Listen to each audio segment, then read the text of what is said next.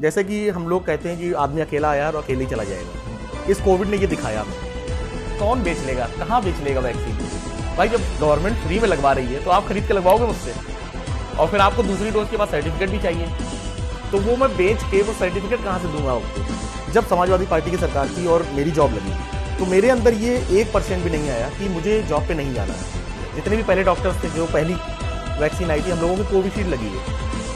हम लोग तो फ्रंट लाइन में काम कर ही रहे हैं ना, तो हमें भी कोवैक्सीन लगवानी चाहिए थी। अगर इस हिसाब से देखा जाए कि कोविशील्ड बेकार है, ऐसा कुछ भी नहीं है। तो ऐसा नहीं कि कोवैक्सीन या कोविशील्ड लगवा ली तो आप अमर हो गए, ऐसा कुछ भी नहीं है। हाथ मिलाने की परंपरा खत्म करें, नमस्ते करें, ये सबसे अच्छी है। शायद मैं आपसे आँख मिला के बात नहीं कर पाता अगर मैं पॉलिटिक्स में होता।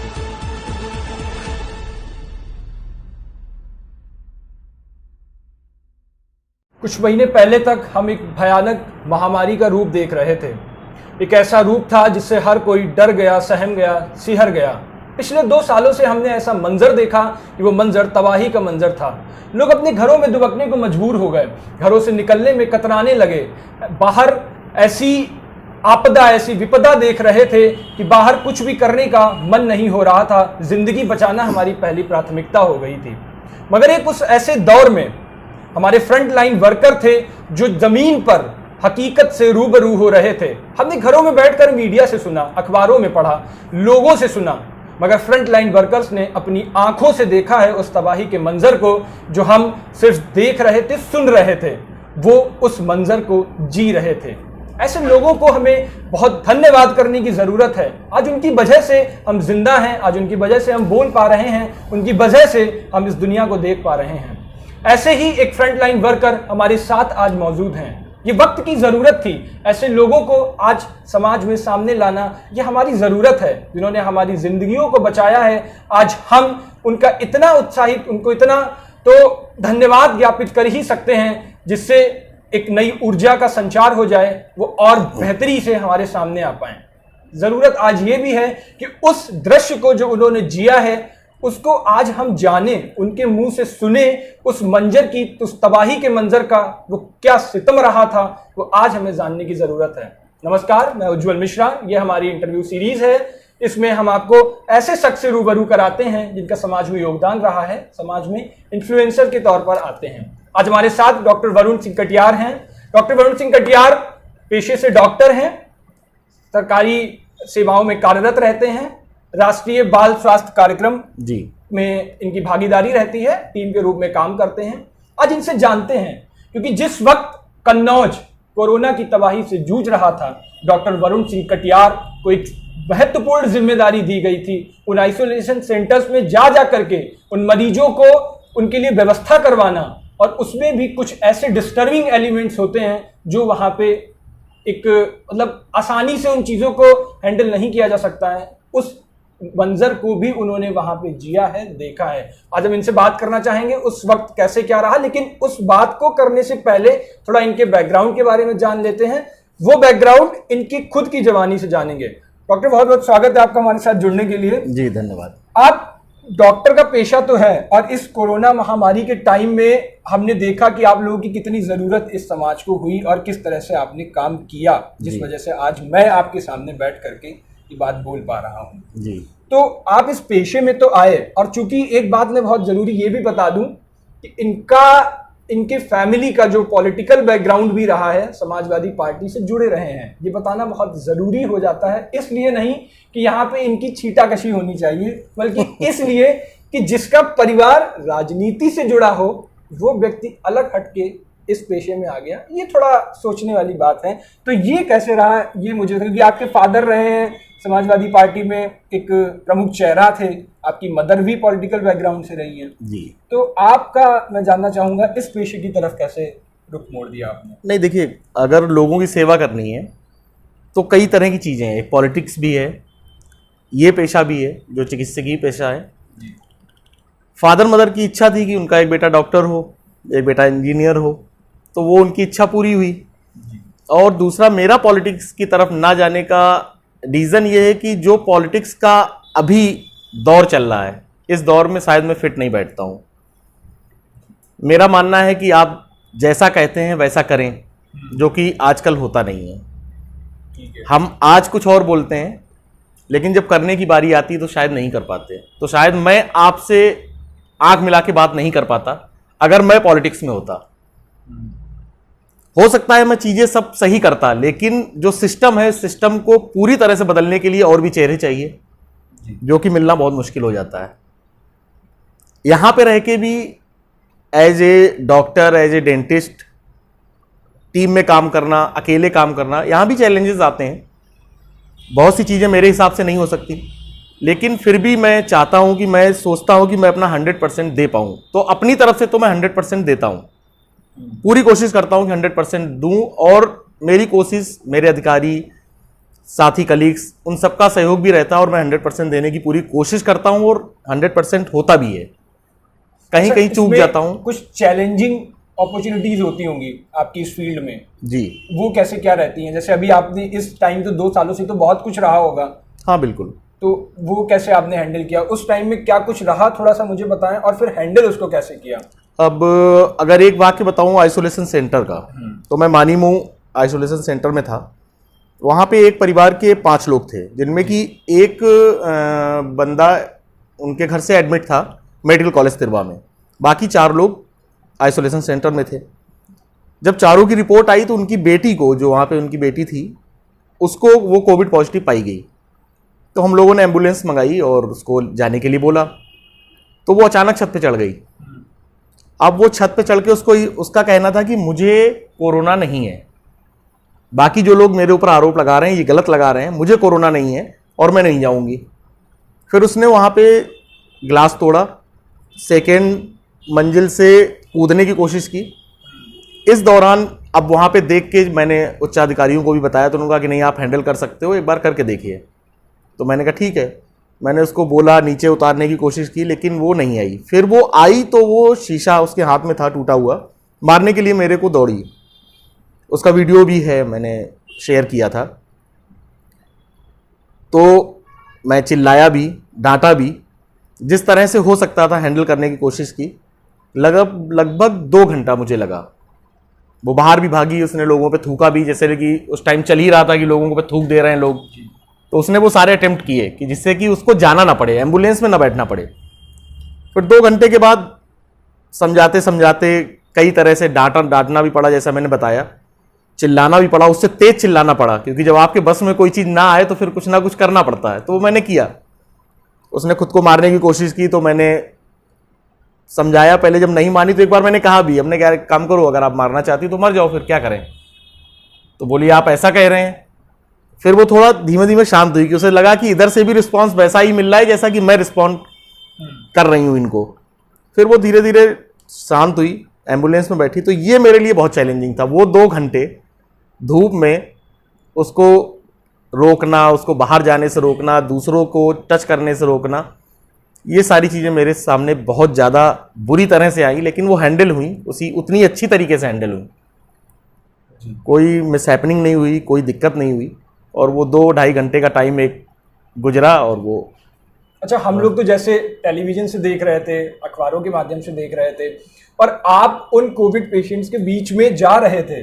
वहां पे वो क्या मंजर रहा होगा? मतलब वो तो एक कल्पना, हम लोग तो सिर्फ कल्पना कर सकते हैं जी। आपने उस चीज को देखा है, तो वहां कैसा क्या रहता था? कैसे लोग, कुछ बहुत ज्यादा सीरियस होते होंगे जी, कुछ नॉर्मल भी होते होंगे। बिल्कुल। तो वहां कैसे क्या चीजें रहती थी जब आप देख रहे हैं कि एक तरफ से सारे मरीज ही मरीज पड़े हैं, और ऐसे मरीज जो आज हैं कल हो सकता है ना हो, तो वो क्या चीजें रहती होंगी? और आपकी नजरों के सामने ऐसे भी बहुत से केस हुए होंगे जो आज हैं और कल नहीं होंगे। तो अंदर से आपको कुछ, देखिए, ये जो कोविड का दौर गुजरा है, जैसे कि हम लोग कहते हैं कि आदमी अकेला आया और अकेले ही चला जाएगा। इस कोविड ने ये दिखाया हमें जी। आपकी फैमिली में या किसी की भी फैमिली में कोई भी कोविड पॉजिटिव है, आप देखिए कि दूसरा उसको ना टच कर सकता है, ना कुछ कर सकता है, ना बोल सकता है, दूर से ही हर चीज़ें हो रही थी। तो ये बड़ा इमोशनल और बहुत ही एक अलग सोचने पे मजबूर करता है ये कोविड पीरियड। इन दौरान कई पेशेंट्स को मैंने देखा कि उनके फादर कोविड पॉजिटिव हैं और बेटा नहीं मिल पा रहा है, क्योंकि इसलिए कि उसको भी कोविड ना हो जाए। तो उन दोनों के बीच का जो सिचुएशन है उसको कोई और नहीं समझ सकता, वो दोनों ही किस तरह हैंडल कर रहे थे। मेरे कुछ कलीग्स हैं, उनके फादर इस बीच कोविड पॉजिटिव हुए, तो उनकी भी हालत मैंने देखी। और अगर नॉर्मल पब्लिक की बात करें तो नॉर्मल पब्लिक में भी इतना बुरा दौर ये था कि निकल गया, गुजर गया, ये बहुत अच्छी चीज़ थी। लेकिन इस दौर ने जो इंसान को दिखाया है वो जीवन भर अमिट है, वो मिट नहीं सकता। तो कभी कभी मैं उन पेशेंट के बीच में, ऐसे आइसोलेशन सेंटर की बात करूं, वहाँ भी सस्पेक्टेड जो पीपल्स थे वही रहते थे, लेकिन मुझे कभी उतना डर नहीं लगा, मैं सच बताऊं, कि मैं इनसे बात ना करूं। मैं, क्या होता है कि अगर आप पेशेंट को एक बार हल्का सा ही पूछ लेते हैं ना, आप ठीक हो, तो उसके अंदर एक हिम्मत सी अलग से आ जाती है। अब मैं एक कमरे में बंद रहूं और उन तक खाना भी पहुंचता रहे और चाय भी पहुंचती रहे, और यहीं मैं जाके थोड़ी दूरी से उनसे पूछ लूँ आपको चाय मिली, तो शायद उनको एक फीलिंग आती है अच्छी सी कि नहीं, मुझसे किसी ने पूछा। तो ये मानीमू आइसोलेशन सेंटर में मैंने ये बहुत किया। मैं उनके बीच में ही, जैसे दूरी रहती थी, डिस्टेंस रहता था, लेकिन मैं एक बार पूछता जरूर था। वो पूरी बिल्डिंग में करीब 70 लोग 80 लोग पूरे परिवार रहते थे, तो मैं एक बार जाके सुबह और शाम सैनिटाइजेशन करवा के पूरा, और फिर उनसे एक बार बात भी करता था कि आप लोगों में कोई दिक्कत है। तो मेरा इतने पूछने से उनकी दिक्कतें सॉल्व नहीं हो रही थी, लेकिन उनको कहीं ना कहीं हिम्मत मिल रही थी कि डॉक्टर भी हमारे पास आके और हमसे एक बार पूछ के जा रहे हैं, तो ठीक है। तो ये मुझे लगता है कि जो भी इस दौर में काम कर रहे थे, सारे फ्रंटलाइन वर्कर्स ने बहुत काम किया, चाहे वो पुलिस हो, डॉक्टर्स हो, स्टाफ नर्स हो, इवन स्वास्थ्य विभाग का कोई कर्मचारी हो, डॉक्टर्स हो, या मीडिया कर्मी हो हमारे, या पुलिस से कोई हो, या अधिकारी वर्ग हो, ये चारों तो फील्ड पे रहे हैं इसलिए कि बाकी लोग सुरक्षित रहें, यही समझाया भी गया। लेकिन क्या है कि दौर ही ऐसा था कि हर आदमी हर इंसान की मदद नहीं कर सकता था, लोगों को अपनी जान की पड़ी थी। इस दौरान बहुत से लोग सामने आए, जैसे किसी ने खाने का डिस्ट्रीब्यूशन किया, किसी ने पानी का। इस बार देखा कि लोगों ने, कि लोग भी दूसरों की हेल्प के लिए आगे आ रहे हैं। मुझे याद है कि जब ट्रेन आती थी, जब पहली बार ट्रेन स्टार्ट हुई, तो उसका भी मंजर बहुत बुरा था। कोई प्यासा था, तो कोई, किसी के पास पैसे नहीं थे, मतलब बहुत सी चीज़ों से गुजरे। तो एक हमारे मीडिया कर्मी थे, उन्होंने बताया कि गुरसाइगंज से कोई व्यक्ति चंडीगढ़ से पैदल चला आ रहा है, साइकिल से। उसका बच्चा है, बीवी है, चंडीगढ़ या कुछ इसी तरह से काफ़ी दूर से आ रहा था। तो कहा गुरसाइगंज तक पहुंचा है, उसके पास कुछ है नहीं, साधन नहीं है, अब साइकिल भी ख़राब हो चुकी है और भूखा है। कहा ये उनको किसी ने बताया।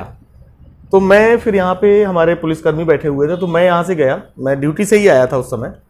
तो मैंने उनको अपना कार्ड दिया कि हमने कहा कोई अगर बंदा ऐसा दिखता है तो आप प्लीज़ इस नंबर पे बता दीजिएगा, तो मैं उनको कुछ यहाँ पे दे दूंगा। और उस टाइम ट्रेन भी आई हुई थी और नेक्स्ट डे भी आने वाली थी। तो मैंने कहा यहाँ पे गाड़ियाँ खड़ी होंगी, बस वगैरह, तो किसी अधिकारी से बोल के कि इनको बिहार जाना है, तो उस ट्रेन, उस बस से, उस कन्वेंस से कहाँ, जहाँ तक जा सकते होंगे तो वहाँ तक ये लोग चले जाएंगे। तो फिर वो बंदा रात 8 बजे वो लोग गुरसाइगंज से यहाँ तक आए। तो मैंने खाना वगैरह दिया, तो मैंने पूछा कि कैसे जाओगे, तो कहा बाबूजी जाएंगे तो जैसे जा रहे हैं इसी तरह जाएंगे। तो हमने कहा ठीक है, कुछ अगर आपको चाहिए तो अभी आप यहाँ सो जाओ। तो यहीं बाहर वो लोग लेट गए। ओवरनाइट उन्होंने यहाँ पे अपना स्टे किया। सेकेंड डे बस जा रही थी, तो फिर बस से बैठ के वो लोग फिर यहाँ से निकले।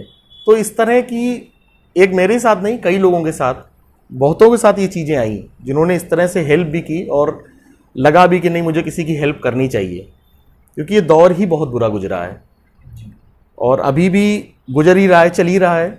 लेकिन कुछ कंट्रोल है, काफ़ी हद तक कंट्रोल हो गया है।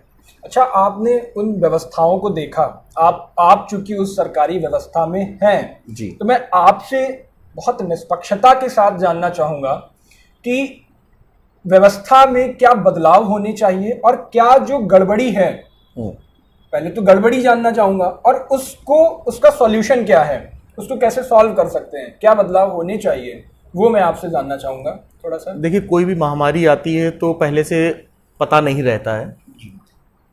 कोविड भी आया तो अचानक ही सारे डिसीजन लेने पड़े।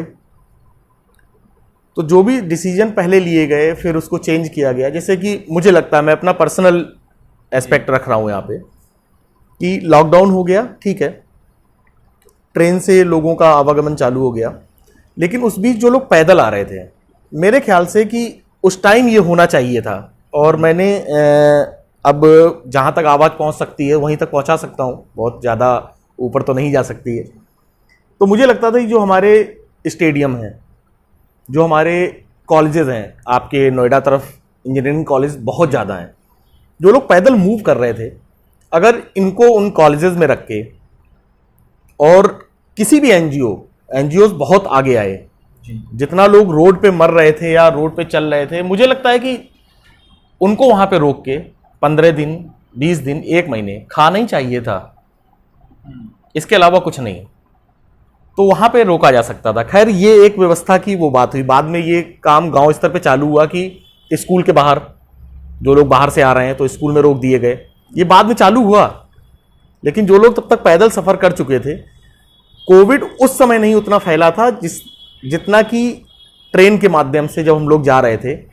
तो सपोज करिए कि कोविड आया कैसे, किसी ने पैरासीटामोल खाई, बुखार उतरा, हमने टेम्परेचर चेक किया, वो अंदर हो गया। यही तो स्टार्टिंग में हो रहा था। आप मानिए अगर ट्रेन में कोई कोविड पॉजिटिव पेशेंट है, उसने पैरासीटामोल खाई, स्टेशन पे उतरा, हम लोगों ने थर्मल चेक किया, नॉर्मल निकल गया, तो वो कहां से कहां पहुंचा होगा। और एक आइसोलेशन सेंटर में भी एक कमी थी।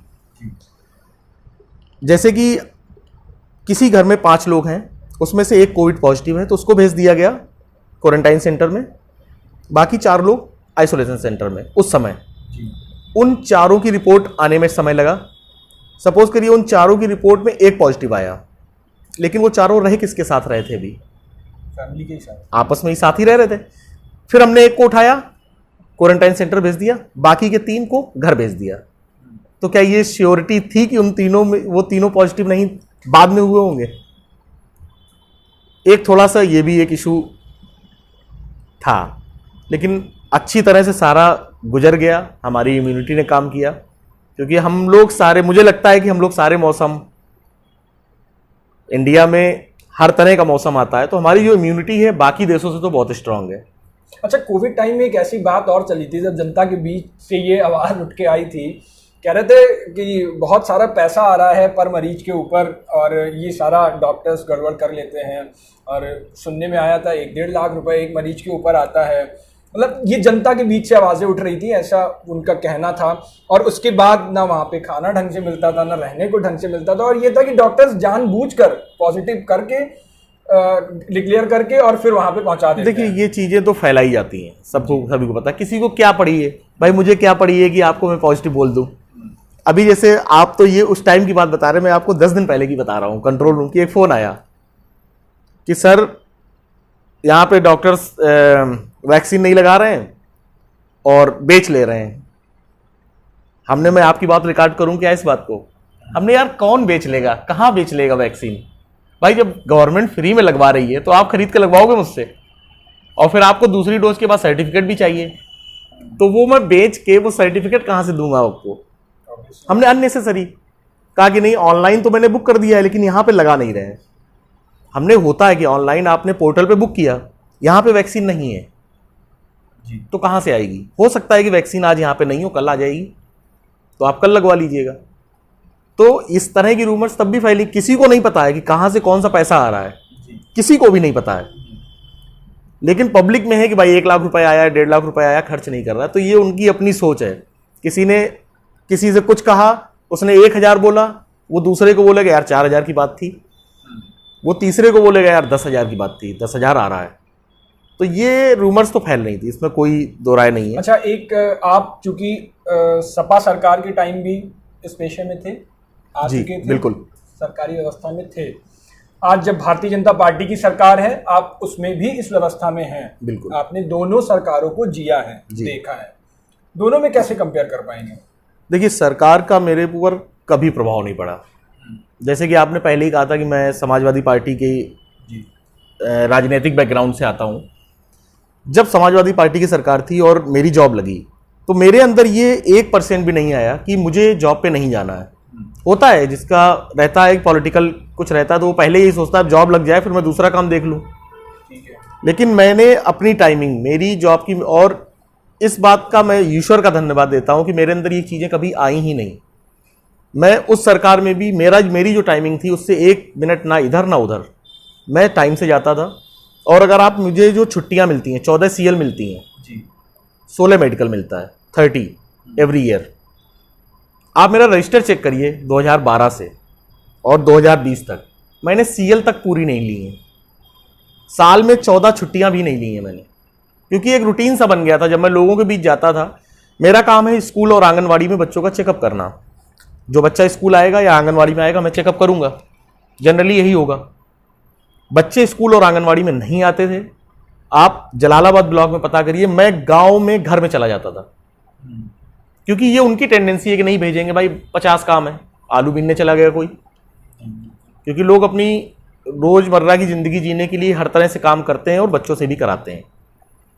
तो मैं चला जाता था। एक बार गया, 2 बार गया, 3 बार गया, चौथी बार से ये हुआ कि यार डॉक्टर आ जाते हैं यार घर पे, चलो आज आए हैं तो दिखा लो जाके। चेंज हुई, चीजें बदली, लेकिन 2-3 साल का समय लगा। उसके बाद भारतीय जनता पार्टी की सरकार आई, उसमें भी लोगों का थोड़ा सा चेंज हुआ कि नहीं, अब सरकार चेंज हुई है तो लोग अब सुधरेंगे। लेकिन वो सुधरने की बात उनकी थी जो लोग नहीं जा रहे थे। सुधरेगा वो जो गलत काम करेगा, ठीक है, और तो कोई नहीं सुधर भाई। जो सुधरा हुआ है वो क्या सुधरेगा।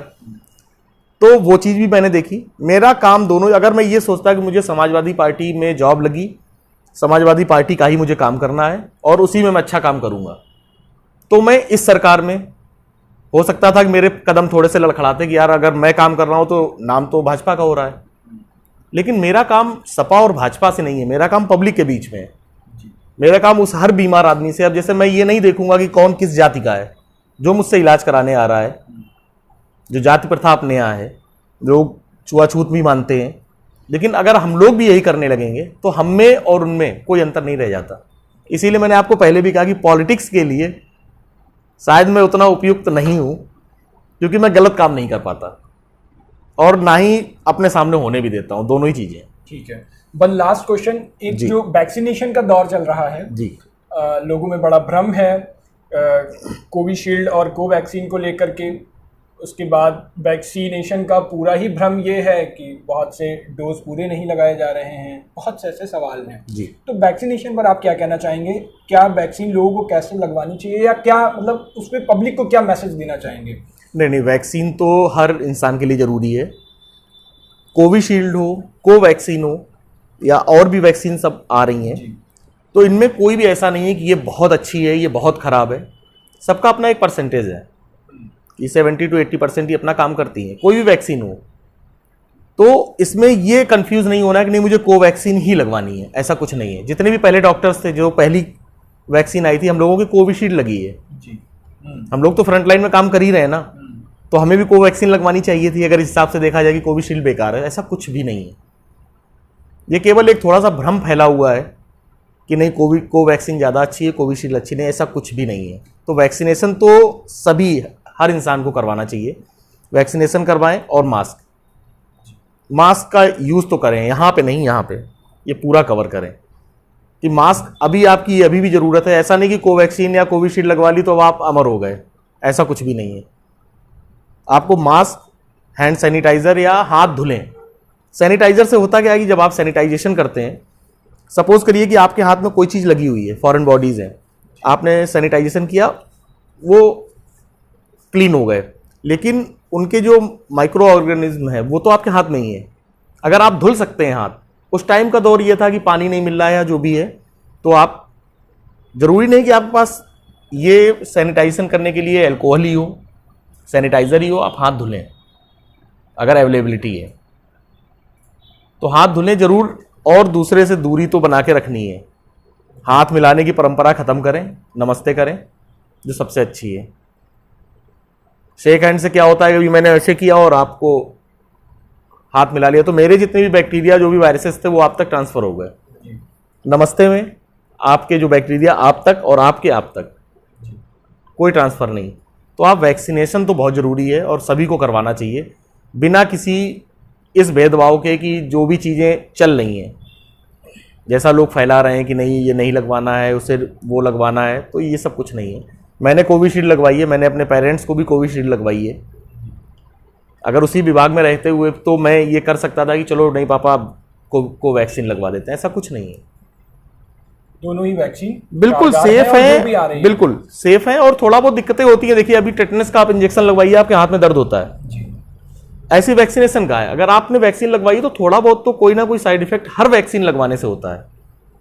पानी ज़्यादा पीजिए, 1-2 दिन आराम करिए, ठीक है, कोई दिक्कत नहीं, कोई बहुत बड़ा इशू नहीं है। ठीक है।